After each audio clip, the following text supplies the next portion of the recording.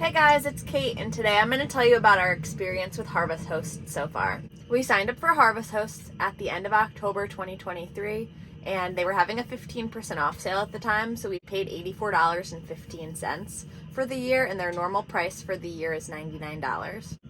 If you haven't heard of Harvest Hosts before, it's basically an annual membership. When you sign up, you can stay at any of the businesses that have signed up to be part of Harvest Hosts, and these are things like breweries, wineries, farms, and other businesses that are kind of similar to that. Next, I'm going to talk about getting approved to stay at a Harvest Host. The Harvest Host app has kind of an Airbnb vibe interface where you can go onto the app and you can filter by location, you can filter by dates, and by business type. So if you knew you wanted to stay at a brewery, you could filter by that, and then you can select the place that you want to stay. And once you've picked it out, you can request to stay there for the dates that you want to stay there for, and then the business can go in and can accept your stay. You just aren't paying any money to stay there, but with the caveat that Harvest Host tells you that you should spend about $30 or more there at each business to support the local businesses. And we really like this because we feel like it's a way we can go check out these places we probably wouldn't go to otherwise when we're going to a new area. And we're spending money, but it's on something cool like food or produce or a beer or something like that instead of staying at a campsite. And we're also supporting the local business, which we like. So like I said, we signed up for Harvest Host at the end of October, and it's now the middle of January. So we've had it for a few months now, and I think we've stayed at 4 different Harvest Host locations, and I believe 3 of them were breweries and 1 of them was a distillery. We also did request a farm stay when we were on our trip to Montreal, and that one did not get accepted, and that's the only trip that we have requested that hasn't gotten accepted. And all of the other requests to stay somewhere have gotten accepted pretty quickly. We usually did it a couple days in advance for both of the times that we booked things, but this farm, we did book it a couple days in advance and they just never answered, so we ended up canceling the request. Next, I'm going to talk about arrival times and arriving at the Harvest Hosts. A lot of the times when we go away somewhere, we're doing something during the day and we don't get to our campsite until nighttime.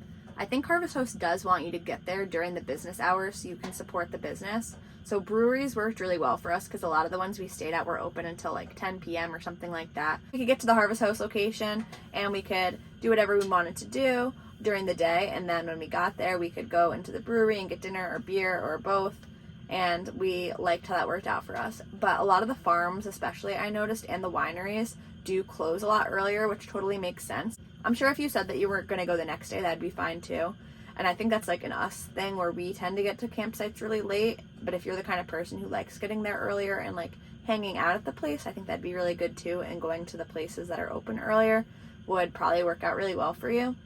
We definitely plan to go to some farms and wineries and things, but we'll just have to plan accordingly. I also should note, all of the places we stayed at, you didn't have to check into them with anybody, so you didn't have to like let anybody know that you got there, which is good. I think if you went to a farm or somewhere where there wouldn't be a lot of customers, I could see you needing to be like, hey, like I'm here, or like, hey, where should I park, or something like that potentially. So I think if you're staying at a brewery, it doesn't even necessarily matter when you get there or not most of the time. Whereas if you're going to a farm or somewhere that is more similar to that kind of experience, I could see it being like, you should get here before this time kind of thing. So it really just depends on what you like and what your trips are like and what time you like to get there. But I'm definitely interested in going and checking out farms as well. So I think it just depends on like what you're looking for at that time.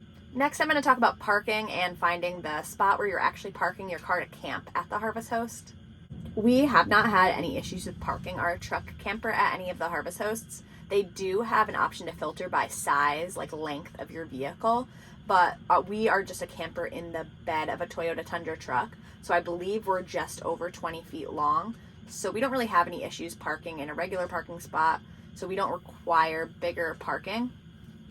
We didn't have any issues with staying at the Harvest Host because of that size, but we definitely stayed at a couple of places that would have been trickier if you were in a larger rig. So I would definitely make sure that you're paying attention to the size constraints that Harvest Hosts gives you, because you just might not be able to fit if you're a bigger vehicle in certain places.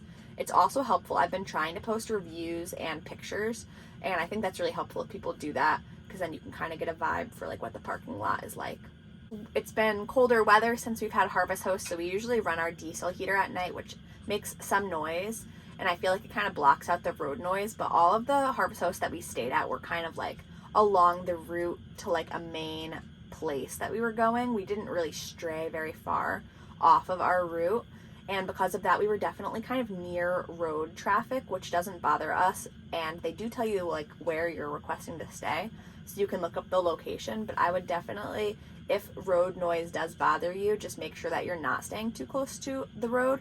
But that doesn't really bother Josh or I, so that wasn't a thing for us. But we definitely did have some road noise most of the places we stayed at with Harvest Host so far, just because of the location of the places that we picked. There are definitely a lot of locations that are more off of the beaten path, so I think that all just comes down to personal preference.